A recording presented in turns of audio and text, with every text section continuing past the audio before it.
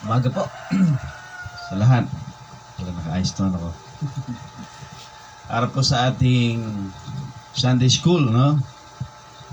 Tutuloy po natin tong ating pinag-aaralan patungkol sa marriage and family. Diba? Ang marriage po ay napag-aralan natin na ito po ay tinatag ng Diyos, no? Institution na itinatag ng Diyos sa Garden of Eden. So kaya po ang marriage ay biblical and sabi nga ay godly, maka-Diyos, at ito po ay matuwid. Sabi nga ng Bible ay undefiled. Diba? Kaya ngayon yung family, ito po yung the smallest institution ng ating government, pero ang Diyos po ang nagtatag niyan. Bago nagkaroon ng government, nagkaroon muna ho ng family. At ang kauna-unahang government ay ang government of the family. Diba? And then nagkaroon ng church. Sabi mga tinatag ng Diyos sa Garden of Eden. So, yung marriage ay dapat naka-anchor po ito sa love and unity. Then,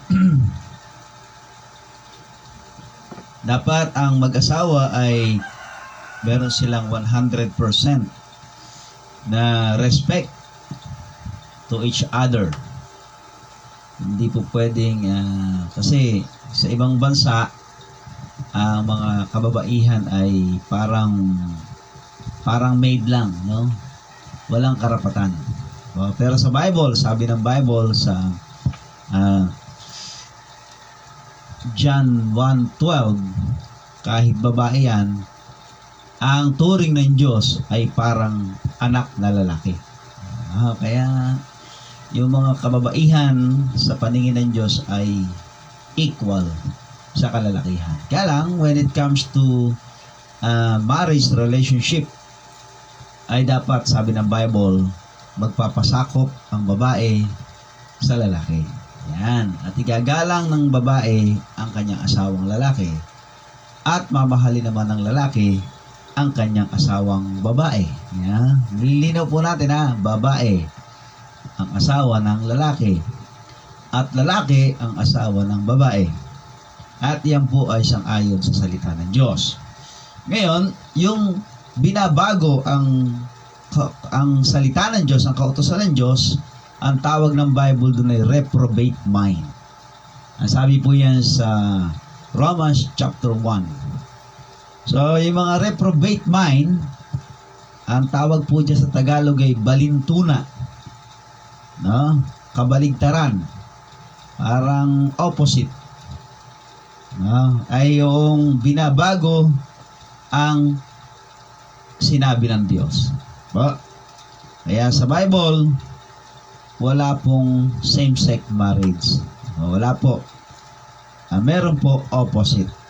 Yan po yung babae at lalaki. At hindi po sinabing girl and boy.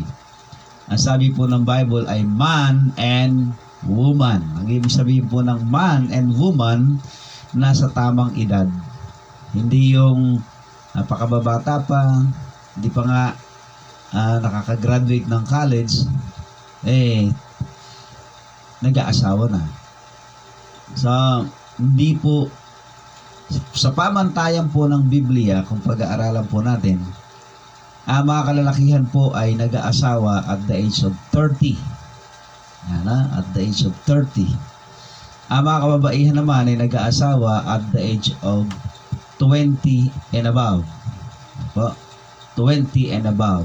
So, kaya kung wala pa po kayong 20 and above, so enjoy nyo muna, no? Kayo mga kababaihan ang inyong pagkadalaga.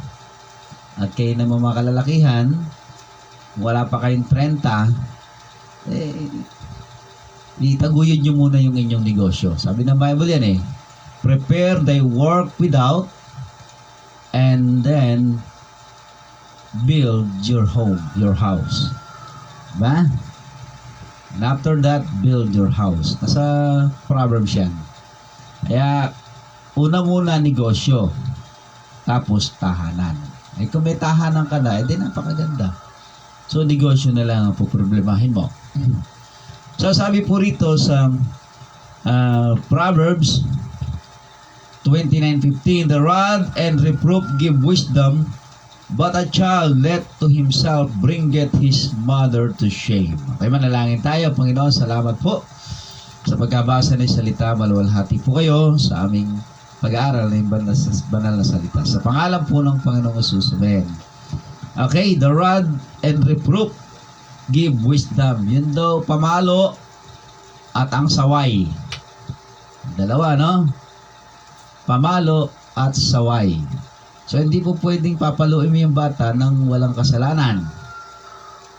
Diba? Pag pinalo mo yan ng walang kasalanan, ay ikaw nagkakasala. Bakit ka namamalo ng wala namang kasalanan?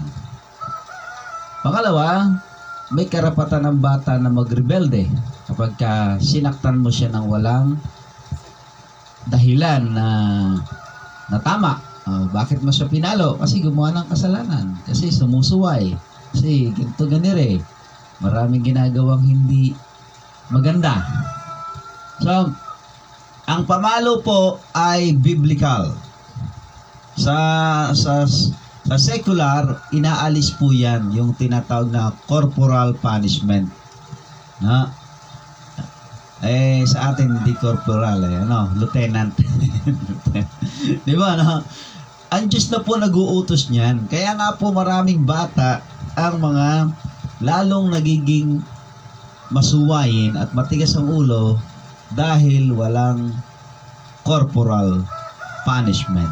So yung pamamalo naman ay merong tama, no? May tamang paraan ng pagpalo. Hindi puro palo lang kahit saan tamaan. Tamaan sa ulo, tamaan sa gulugod, tamaan sa tuhod. Hindi po, mamamatay ang bata niya, no? Malulumpo yan. Saan po ba pinapalo dapat ang bata? Una, dito sa puwet, no? Malaman yan eh. Kasi pag nasaktan yan, mararamdaman niya yung sakit. So, susunod, hindi na siya uulit. At kung umulit, matatakot na yan. Pero bigyan mo muna ng warning. Warningan mo muna. Bigyan mo ng warning. Siguro mga 2 warning. Ika-3, pati paluin mo na. Kaya iba, yung una, okay lang eh. Pangalawa, okay pa. Bakit? Di mo nakpapaluin. Tatay ko, nanay ko kasi 2 pa lang eh. Kaya, at least, no? Alam niya na kapag inulit niya uli yung kasalanan, ay tatanggap na siya ng kaparusahan. Diba? Sapagkat pagka ang bata na hindi mo pinarusahan, hindi mo, sabi nga ay dinisiplina, na sabi rito ay nagdadala ng kahihiyan sa kanyang ina. No? Sa ina pala ang tama, no? Kaya ang mga bata na pinabayaan, hindi tinrain, hindi tawag doon yung dinisiplina, nakakahiyang anak yan. Lalaki yan na barumbado, salbahe, walang modo, lapastangan, diba? Pati sariling magulang ay minumura, at sinusumpa ang magulang, nanunumpa ng magulang, diba? Kaya yan yung mga kalalabasan yan. Kaya do batang pinabayaan sa kanyang sarili ay nakakahiyang anak. Sabi niya, no? Ang pamalo at saway ay nagbibigay karunungan. The rod and reproof give wisdom. So, paluin nyo paminsan-minsan at sawayin nyo madalas. Sabi ng Bible, reprove, rebuke, with all long suffering and doctrine. So, yung mga bata, i-rebuke mo, i-reprove mo naman. Diba? Itatama mo uli. Yan. Iko-correct mo uli. And doctrine. So, dapat meron tamang turo. Kaya ang mga bata, hindi rin alam ang gagawin, hindi alam ang tamang turo. Mas alam ng mga bata ang turo ng mundo kaysa sa turo ng Diyos. Bakit? Tingnan mo yung bata, nasaan paglinggo? Diba? Dapat ang bata, pagdating ng linggo, nag-aaral ng salita ng Diyos. Iyan na lang yung isang araw lang naman ang hiningi ng Diyos. Hindi naman sinabi ng Diyos na mula Lunes hanggang hanggang Sabado o mula Lunes hanggang Linggo. Hindi naman sinabi ng Bible na ganun eh. Pero the best talaga mula Linggo hanggang Linggo. Ang bata ay nakakapakinig. Sabi nga ay faith cometh by hearing and hearing by the word of God. Mamaya, yun ang message natin, So, as parent, we should nurture, guide, and motivate our children. Sabi nga, this includes disciplining, encouraging, and motivating. We should also be conscious of setting a good example for them. So, tayo yung good example. Ba't ang anak nyo di nagbabasa ng Bible? Nagbabasa ka ba ng Bible? Ba't ang anak nyo di nananalangin? Nananalangin ka ba? Ba't ang anak nyo hindi nagsisimba? Nasaan ka ba pag-araw ng linggo? Di ba? Ba't ang anak mo ay nagmumura? Naririnig sa'yo.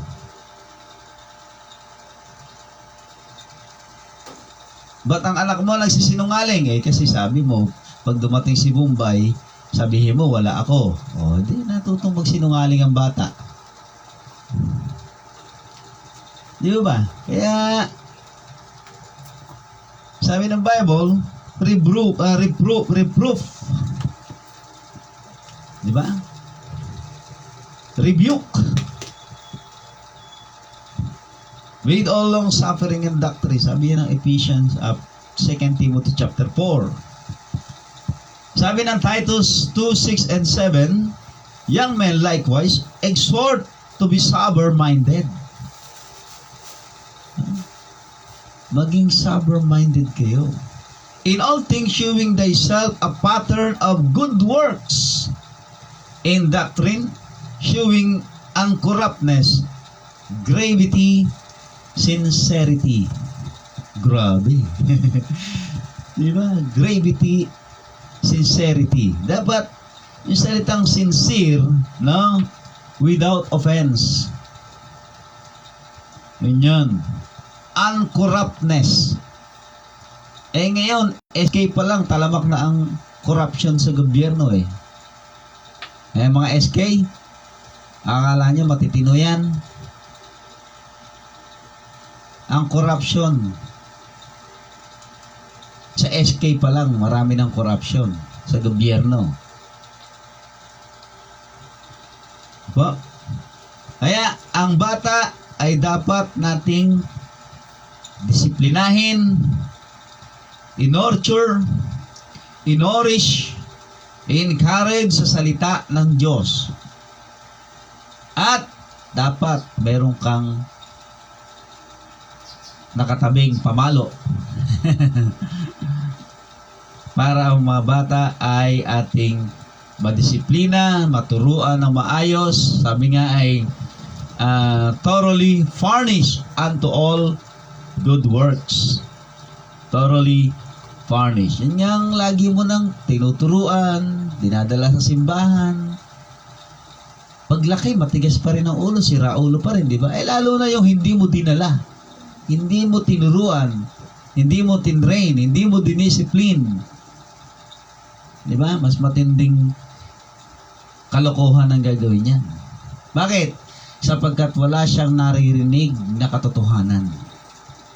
Wala siyang naririnig na salita ng Diyos. So kung ang salita ng Diyos ay laging naririnig ng mga bata, laging napag-aaralan ng mga bata, nabubulay-bulay ng mga bata, sabi ng Bible, train up a child in the way he should go, and when he is old, he will not depart from it. Proverbs 22:6. Kaya mga bata, dapat laging laman ng simbahan, laging laman ng pag-aaral ng salita ng Diyos. Akala ng marami kasi, ano ba yan? Bible lang yan eh. Oo nga, Bible lang yan. But in the long run, alam niyo po, nakikinig ako ng Bible. Noong nagkaroon ng captivity, pinalayas ng Diyos ang Israel sa kanyang bayan, dinala sa iba't ibang bansa. Nung bumalik sila, alam niyo kung sino lang ang nakabalik? Sabi ng Bible, yung mga faithful sa Panginoon. Yung mga matuwid sa pamumuhay sang-ayon sa salita ng Diyos. Yung mga sumusunod sa salita ng Diyos. Ba't hindi nakabalik yung iba? Kasi binaliwala na nila ang salita ng Diyos eh. Para sa kanila, wala nang saysay, wala nang kwenta na sundin mo pa ang salita ng Diyos. Wala nang saysay na pakinggan mo pa ang salita ng Diyos. Kaya nung pinabalik ang Israel sa kanyang bayan, konti na lang sila. At yung konti na yon, yun yung nanatili na tapat sa Diyos. Yun yung nanatili na sumusunod sa salita ng Diyos. Yun yung nanatili na pinamumuhay ang salita ng Diyos. Kahit sila ay nasa ibang lugar dahil pinaparusahan sila ng Panginoon. Kaya, darating ang panahon na pagka hinatulan ng Diyos ang mundo, ang matitira lang matuwid. Sabi ng Bible, ang matuwid ay mananatili. Pag-aralan ninyo nung COVID, sino yung namatay? Sino ang pinakamaraming patay? Kristyano, unbeliever? Bakit? Ang Kristyano, mayroong Diyos na kinakapitan yun eh. Meron din namang Kristyanong namatay sa COVID. So, tanong na lang natin sa Diyos, ba't pinayagan siya ng Diyos, diba? O at least, ang matuwid, sabi ng Bible, ay magmamana ng lupa. Kaya pag matuwid ka, maghintay ka lang kung wala ka pang lupa. Isang araw, bibigyan ka ng Diyos ng lupa. Pero pagka hindi ka matuwid, baka yung lupa ang ibibigay siya ng Diyos kung saan ka ilang ililibing. O baka mamaya yung lupa mo, hiram pa. Yung pinaglibingan mo, pinahiram lang sa iyo. Okay po, so yan muna tayo sa ating Sunday School. So, para sa marriage and family, diba? Balikan lang po natin. Marriage and family must be anchored on the unity, on love and unity. Diba? As spouses, we must give our relationship 100% and honor and respect one another. At ang panghuli, as parents, we should nurture, guide, and motivate our children. So, kaya yung mga bata natin, salamat sa Panginoon. Yung mga nag-i-stay sa gawain ng Diyos, yun yung matitinong anak. Hindi lapastangan, hindi sila mga anak na menace of society. Walang ginagawang kalokohan sa kapwa. Bakit? Sapagkat alam nila ang salita ng Diyos. Okay? Nanalangin po tayo. Panginoon, salamat po sa iyong biyaya. Pagpalain niyo patuloy ang aming Sunday School every Sunday at sa aming pong nalalabing oras for worship. Kayo pong maluwalhati sa pangalan po ng Panginoon Jesus. Amen. Okay? Salamat po. Ngayon sa ating pong worship service,